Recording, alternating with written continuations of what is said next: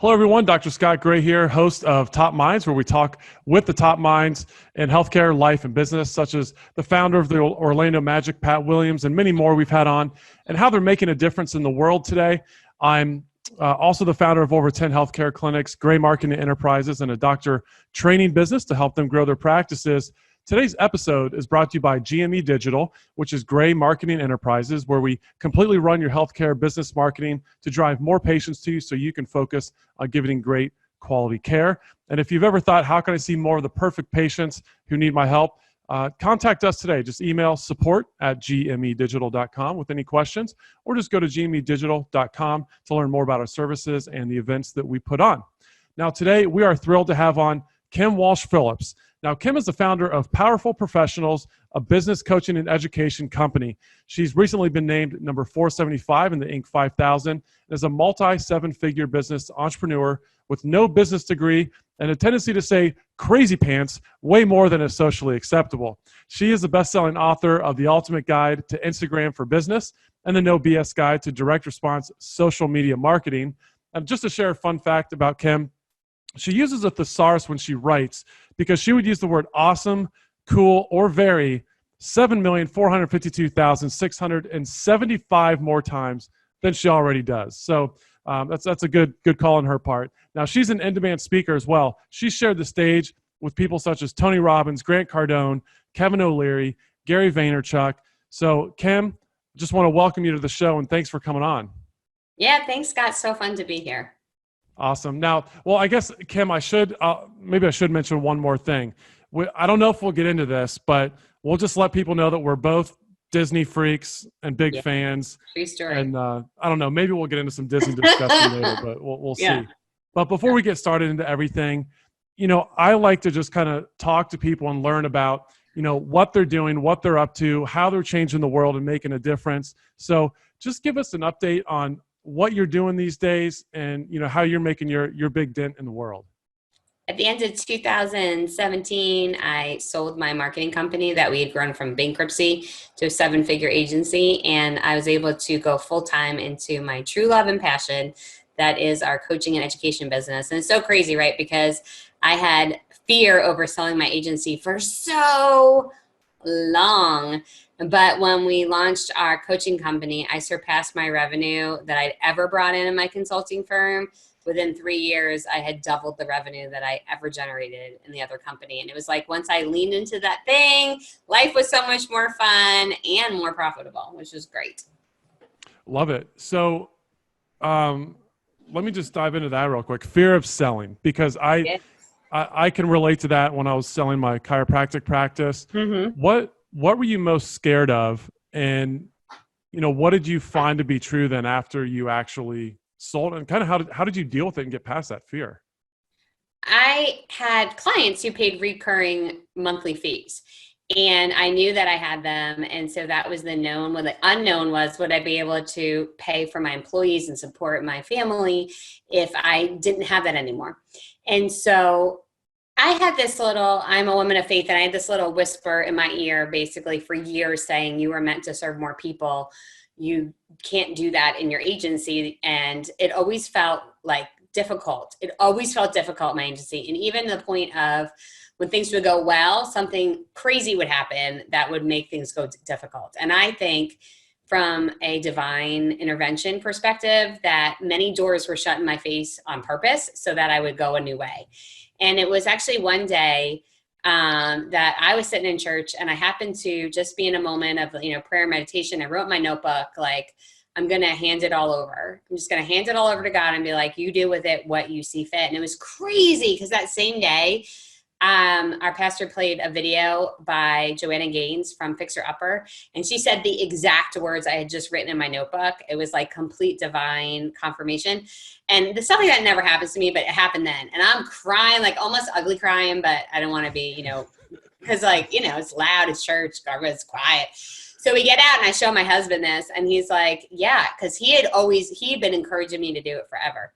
Mm-hmm. So I finally say, all right, God, I'm handing it to you. And it's so crazy, Scott. I never put it on the market.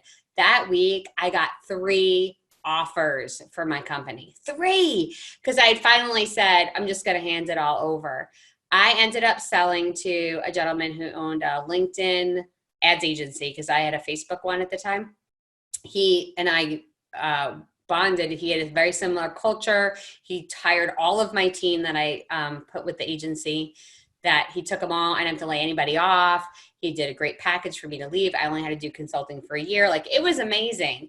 And then I finally leaned into that thing I had known I was always meant to do, was to coach business owners who were good people, who had been working far too long, far too hard, and not gotten the return they've been looking for.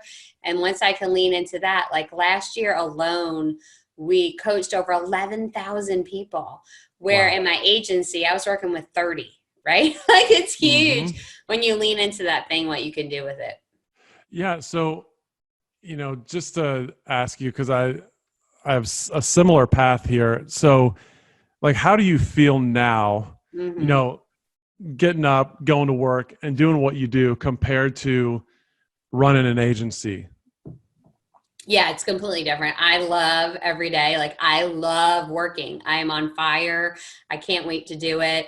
It is not a chore to me. I am, I do, well, and I will say, one of the big things that I did though, and it was kind of like, I'll be like, I overshare, this is my thing, but my husband, and we've been married now 11 years. This is my second husband. And I feel like my first marriage, I got to learn a lot of things to do not the same. So I feel like that way in my second business too, that I can know what to do differently. And so one of the things that I made a commitment on right away was that I was only going to work in my superpowers, like my passions, the things that I'm good at. So all I do in this job is write, coach, or speak, like you and I are doing now. I might be on stage, on a webinar, an interview. That's it. I have staff members who do everything else. So I don't ever dread a day of work because I'm only doing the things that I love to do. And we're so much more profitable because of that, because we make the most profit when I do the thing I was created to do. And so there's not a single day. Every day, I'm even on vacation, I'm still getting up early and doing, I call my power hour. I'm still writing because I love it. It's not a chore. It's not now. Like tax season, going over the financials. I don't love that, but I reward myself after I do things like that. But I would say 99% of what I do in my job is the things that I absolutely love to do. I love it. Now, did you ever experience any guilt when you were all of a sudden working in your superpower and it's like, oh, they have to do that now? Or did you ever experience any of that? Or did you just feel the freedom? And I hire to the superpowers of the other individuals for the skills that that aren't mine. So my tech person who does all the back end, like campaign management and stuff, she loves that. That's her thing. I hate that. Someone else who she loves managing the events and setting up the hotels and all that. That's her passion.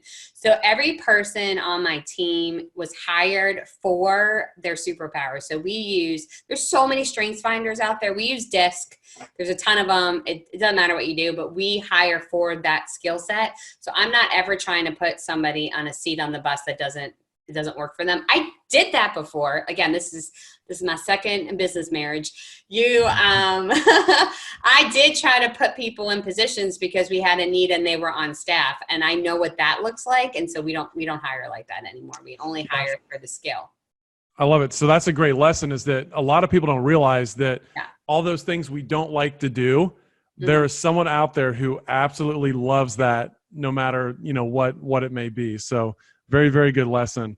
So in building powerful professionals, obviously, like you said, this is your second go around at a business. What would you say was the biggest hurdle you had in launching this and growing this business to where you have to get to 475 on the Inc. 5000? Well, I'm not gonna lie, I used the sale of my other agency to fund media buy with this company. So being a Facebook ads agency, I know Facebook ads really well. So it was a superpower that we could, and I took my chief operations officer at the agency came with me to this company, and she had run our ads before. So she came with me and we bought media. So we bought leads and we crushed it with growing the company quickly by just pushing people through. You have to be willing to invest. in your company. I understand bootstrapping. I get it. And I am a frugal individual who will always try to find the best deal. But, you know, we have two assets, it's money and time. And when you need to grow quickly, which we did, because here I am going to run out of this money at some point, I need to bring in income. We knew we needed customers. And so we grow our company through webinars. And I had a weekly webinar I do every single week. And I did it every single week for 3.5 years. And we just bought leads to push into that webinar. And so it's the same model that I teach is the same model that we did. And it's what grew the firm so quickly. Love it. Now, and how you guys have grown this and be able to create this awesome business. I know you and I have talked about this is kind of allowing you to do some other things that really you love and are passionate about. Tell me a little bit about what this is actually kind of freeing you up to be able to do. I have a mastermind program. And so these are all coaches. So I'm a coach to coaches, and they all needed things from me that were different than leads and marketing and sales things. They typically had some kind of block, and that was really why they hadn't gotten to where they needed to go. Either they thought the market's too saturated, nobody wants to hear my message, or what will people think of me if I put myself out there more? There were always these blocks. But if I was to stand on a rooftop of like, hey, I'm going to clear your blocks, they never would have come into my world. I never could have served them in that way. And so what I help businesses do is I attract them with a message of we're going to get you more clients. But then once I do that, I can work with them on other things. And because I have the resources, we're successful, I can do that without fear that it's going to hurt my business. So I have a podcast called the Made to Thrive podcast. And it's just once a week, I do some mindset challenge for the week, something to think about or to do actively that can make a difference. And then we have a Made to Thrive planner that's built in the idea that there are these 5 North Stars that we all live by, and they're health, spiritual, family, personal, and business. And so you shouldn't be planning them separately because we're the same person all day long. So you plan your goals for each one of them and work each one of them into your calendar each day. And that has nothing to do with lead generation. Of course, it can help your business, it can help all the things. But again, it's not the sexy message that leans in forward, but I can have this thing that I personally wanted, this planner.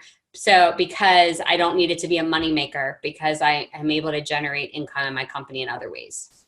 Yeah, I love it. Being able to do that. And that's what, obviously keeps you satisfied and happy. And, it honestly gives you more energy for your business. So it's awesome to be able to do that. And one of my mentors once told me, he said, Scott, it's not about the next thing that you need to do.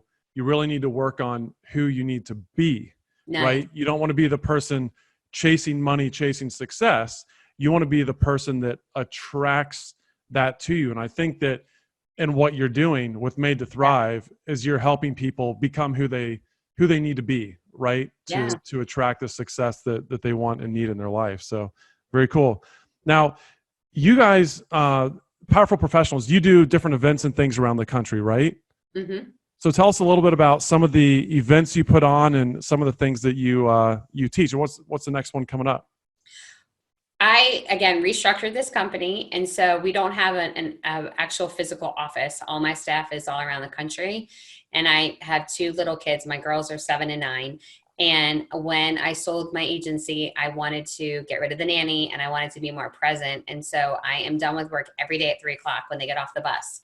And it doesn't mean I don't work a lot of hours because I get up really early. So I still probably put in 50 hours a week. I always want to be honest with people. Like there is no such thing as like that 4-hour work week is a bunch of baloney pants. But so I didn't say crazy, but I could have. Anyway, but I and now I'm forgetting what the question was for the just about your events and things that you're we bought an estate that I could have a training center here at the house. And so we have small boutique events every month where we build out like full marketing funnels. And we do that here so I can still be present for my kids and not have to travel as much. If I'm going to travel, I always have decision-making tree of not, is it a yes, but what am I saying no to if I go? And so I think that's another way we want to look at things. Once you start putting yourself out there more and more opportunities come, which is amazing, but it's easy to get caught up in that world. And then when you do, I think too many, you lose out on other things you could have been doing that are more profitable. So I know my minimum per hour fee of profitability of revenue generation is $750 an hour, even including travel time. So I will take the schedule of how long is it going to take me, how will I come, how long will it be for me to come back, and when will I be there? I take those hours, even the sleeping time, multiply that by 750, see if it's going to be enough revenue and will it generate that for me. If not, I will not go unless it's something of like a divine calling or something I want to do to just serve others, and I'm making that decision based on knowing. But I don't just chase opportunity without measuring against profitability. So for instance, I'm speaking at Traffic and Conversion shortly. It's a big conference. They put me on the number one, I'm in the first breakout spot. I'm speaking in front of 4,200 people. Okay, that makes sense. Where if I get asked to go speak at, like, I live in Atlanta, the local meetup for somebody, that doesn't make sense. And so I'll always track it that way. We have our mastermind group meets 3 times a year. So I have those meetings that I go to. 2 of the 3 are in Atlanta. So I get to do it right here. I don't have to do it overnight. And then we have 1 annual conference a year in November. So I really try to limit, if I'm doing travel, it's with purpose and profitability, or it's with my family because we love to travel for fun. Yeah, I love that. And so a lot of people don't have that opportunity filter, right? And especially when things start to go well, they just start saying yes to everything, and you can miss out on so much. But you know, it starts with knowing your numbers too, right? Yeah. So it's, you know, how did you do that? How did you figure out your 750 number? So I do time studies, and anyone who hasn't done it, I highly recommend it, where it's you're literally writing down every single thing you do all day long without judgment, without any judgment. And then I'll take from those activities, what are my most profitable? And then I'll average out the amount of time I spend and the amount of profit I generate based on doing the things that I'm supposed to do in my job. This isn't thinking about anybody else or anybody else's activities. And so we came up with that number based on an average of those time studies. Yeah, very good. Yeah, it's a great lesson. I wanted to jump into something else because I know that you've done stuff in the past with Dan Kennedy. I mean, you were very close in working with him, and you just made me think of when I first went through Renegade Millionaire, his program, tracking every 15 minutes, right? It was like, what are you doing every 15 minutes to really do that time study? But I wanted to ask you, in all of your dealings with Dan, what's the best piece of advice you ever got from Dan? Oh, there's so much. And we actually it's my updated book with him comes out May 19th. So it's good timing. So our next No BS book comes out together. Which one is this that's up to? Is this is the direct? Yeah, the No BS Guides, direct response social media. And it's so good because, like, Instagram didn't exist. We wrote it before. There was no Facebook Live. Like, there were so many things that have changed. So that was cool. But the best piece of advice I ever got from him was the market media message triangle, because at the time I was in a small town and I was trying to market to the individuals in my small town, and they were small business owners who never could have afforded to pay me what I was worth. So my message was right? My media was right, but my market was wrong. And I needed to go outside the walls of our community in order to find the right people who wanted to work with me. And to do that, I needed to show up where they hung out, which was looking outside of local networking events, which is what I had done to build my business. So I'm forever grateful for him for that. He was actually the first client he ever gave me, and he did give it, which was amazing, was doing all the lead generation for his company, the GKIC. So my first major Facebook client was one that had like $100,000 a month Facebook ads budget. And I am such a geek when it comes to data. Like, I had done a bunch, but all my small clients in my little tiny towns were like $500 a month, $1,000 a month budget, and you could do such small testing with that. I got to test and test and test. So like a lot of, and they were into testing because they were a direct response company, which was so fun. So a lot of my really nuanced things that work still to me to this day came from the testing I was able to do because of that contract, which was so cool. So what was let's say your biggest takeaway from running $100,000 a month budget? What was kind of like one of the big ahas you learned in that testing period? Clarity over cleverness. Anytime you're trying to be cool or it's complicated, our brains were created in a time of survival and caveman, and they don't want to spend a lot of time working. And so if anybody's got to try to figure out your message and it's going to take a lot of calories to burn to make their brain work to do it, it's not going to. And I'll give you the example. Facebook requires, and no one wants to do any kind of Facebook marketing ever, that this example still will apply. Facebook requires, if you're doing a free plus shipping offer, to share in your ad copy somewhere that you're going to be charged for shipping. You can't just say it's free when it's not free. Now you'll see people not doing that, but they are breaking Facebook's rules, and at some point they'll get shut down. So you need to say it. So we were running an offer for Dan Kennedy books, and he's a well-known author, so a book by him could go well. So we were running a Dan Kennedy book offer of free plus shipping. You got to have all this verbiage on there for that. And the whole goal of this, like many free trials, is to sell them into something else.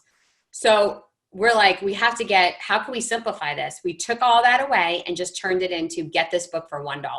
There was no additional shipping charge, no additional anything. Because the whole goal from the very beginning was to get their credit card to upsell them and to get their correct contact information. When we just simplified the message to $1, they crushed it. It took off. The last campaign I worked on with them generated 1,200 new members and had a profit of $703,000 because it was giving people the right message that was simple and easy to understand. And I still see all of those plus shipping offers out. I'm like, y'all just keep copying each other. But this is a great stat. 87% of those doing Facebook advertising see no ROI. So if you are copying somebody else, the chance of you being successful is 13% there, because the chances of the most likely the ad that they are running sucks and is not getting them results. But everybody copies each other because they think that's the right answer, but no one's knowing what they're really getting as far as the results go. It's funny because there's a lot of people out there that do Facebook that maybe they're bigger, they have a bigger company, so they can take losses, right? And Facebook to make it up in other areas. And it's the ultimate blind leading the blind, right? We look at what everyone else is doing, and so probably why that number has escalated to 87%. Yeah, for sure. It's just copy. So great lesson, clarity over cleverness. That's so huge, because a confused buyer doesn't buy, right? Exactly. The clarity is so huge. So now you talked about how you learned a lot from going from one business to the next. What was maybe one of the hardest lessons or mistakes you made with the agency that was kind of like, oh, I'll never do that one again in business? If I could go back in time, I would tell myself this piece of advice. You see, my business was in this small conservative town in Pennsylvania, and I grew up in Long Island. And so I was kind of like that My Cousin Vinny movie of, yeah, you blend. I never blended, never. But I spent so much time trying to blend, trying to be more demure and not have an accent and really fit into the culture there. And what I didn't recognize at the time, but I do fully know now, is that my personality, my skills, who I am, that wasn't an accident. That wasn't something to be changed or morphed. Those are my God-given superpowers. And so when I leaned into those that started to want to work with me were magnetically attracted to me, and they wanted it. It wasn't a forced fit.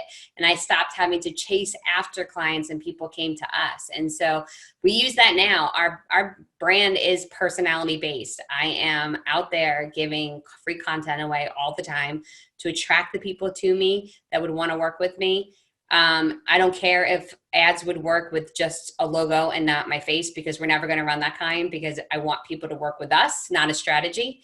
And then I spend my time teaching them the same thing, to lean into who they are. And that is your unique competitive advantage. We call it your UCA, because it's built-in competitive advantage. You were created uniquely on purpose. And if you use that in your messaging, you're already going to stand out from your competition because there is no other you. Yeah. Awesome. Again, all about who you are, right? Who you Yeah. become, and be that person, and just get it out there and be Yeah. who you are. And you know, we know so many Danisms. So it's, you know, it's the old, you're only going to attract as much as you're willing to repel, right? Yeah. So be yourself and attract the people that are attracted to you. Now, I want to touch on one other point that you mentioned. You were talking about the market match. And one of my friends, you probably know him too, Ed O'Keefe, said one time, you know, a lot of times we're trying to solve problems, and what we do is we stay small. So it's like you were working with this group of people that they had problems, but it was only, they were willing to spend $500 to solve their problem, right? Where it's like, why don't you just find a different market with the same problem, but they just have more zeros that they spend on fixing that problem, right? Yeah. And making that bigger difference. And it's like, you never would be number 475 on that list if you were working with small businesses. So sometimes we just have to look at, okay, I can solve this issue, but where's a better marketplace that that is such a huge thing that you said there. I just didn't want to skip over that too quickly. Well, and I have a geeky twist on all this too. So Yeah. you can take all that, but then you can also take the extra part of, and within that group, who do I want to work with? So let's talk about that, because as business owners, I think we tend to take too much what comes to us versus who we want to serve. So I'm going to give you an example. In our mastermind group, a lot of our members are Spartan races, Tough Mudders. They are athletes and they focus on that. I have bodybuilders and lifters. I am not a health coach in any way. In fact, at some point I was scared that, you know, they were all coming to do an intervention on my lack of physical fitness, but they tend to be that. And it makes sense because they're action takers. They do things that are hard because they like to be challenged. And that makes a really great coaching client for me because they're willing to put the work in to see the result. They also have resources and funds available to fund that sort of activity because it's not cheap. They have to travel, they have to train, take time off. They're also into community and culture because they spend time with others. I love that subset. So while I focus on a lookalike list of my best buyers, that's the best kind of Facebook ad to run, I also will apply an interest of Spartan races, because now I am not only attracting those who need me, but that I want to work with. And so that's what I would urge anyone listening to this to think about. If you could be on a flight, let's say we're going to fly in first class from Atlanta, New York, and we have about an hour and 45 minutes. And you get to talk to that individual for that hour and 45 minutes. And when you landed, you were effective in whatever it is that you do. You get paid $1 million. Who would you want that person to be? Who would you enjoy talking to? What would their life be like right now? What would they be leaning towards in the future? That's who you can go after. So you think about the nuances of the other characteristics of them, in addition to the obvious ones, what kind of car, where they live, blah, blah, blah. Think about other behavior traits of your favorite people to work with and go after that sub niche. That will help attract not only people that need you, but that want to work with you. Yeah, I love that. And, you know, that's, especially as a coach, that is really awesome. I like how you reverse engineered that, because, you know, I was told once that, you know, if you get into coaching, you know, you better get used to and okay with disappointment, because a lot of times people don't follow through, right? And to find someone who does a Spartan race, someone who wants to work hard. Now, was that just a casual observation, or are you always kind of digging, doing surveys and things like that to find out exactly who your clients are and what they're into? It came from, again, my geekiness, and that I love mining data.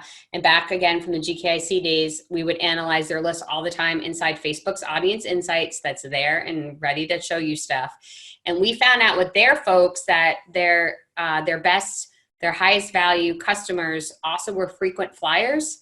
And that didn't have anything to do with their business, but it made sense. Like, they're willing to invest, they travel, they do things. So we started with that. I'm like, that group I love too, because I'm a traveler. I talk about travel. I love sharing travel tips and ideas. And so I mesh well with people who like to travel.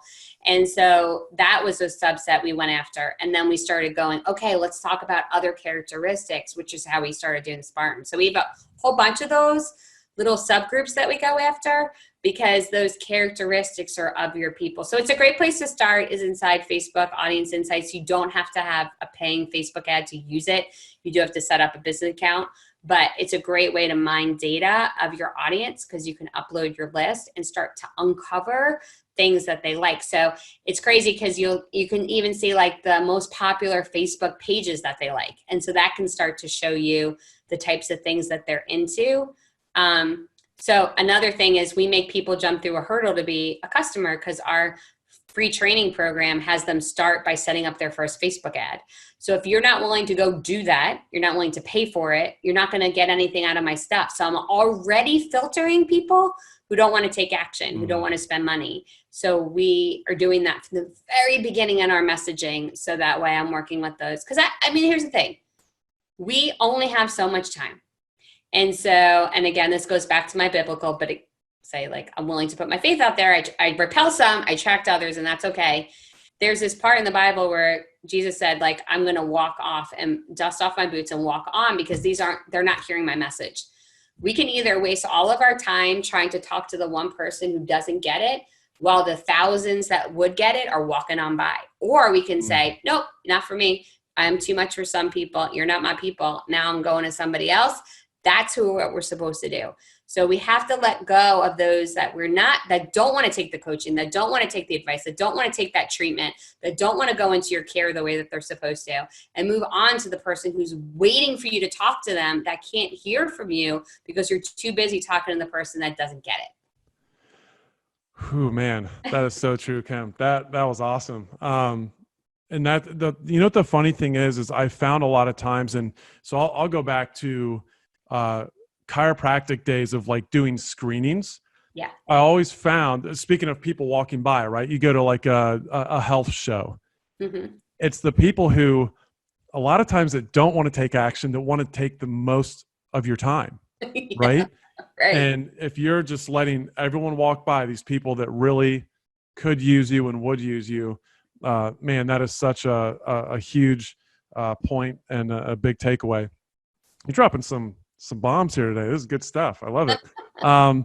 So we'll kind of wrap this up and get, but I wanted to just talk real quick. We both have a love of Disney. So I just want to ask you, we'll get it on record. Where did your love of Disney start? And why do you and your family like to go there so much?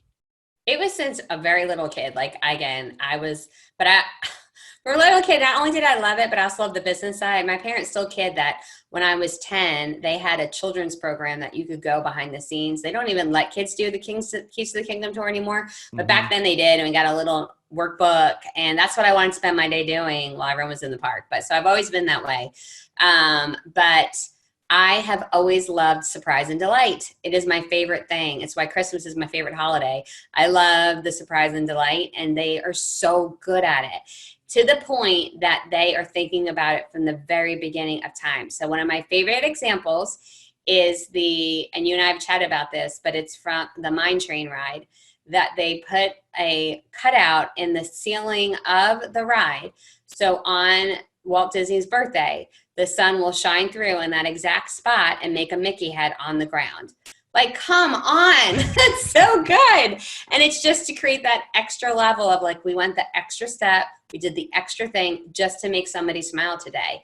And I think that's so beautiful. And if we can do that as a world, as a culture, this would be a completely different place. But each one of us that can do just a little bit of that will make such a big impact, not just in our companies, but in our entire lives.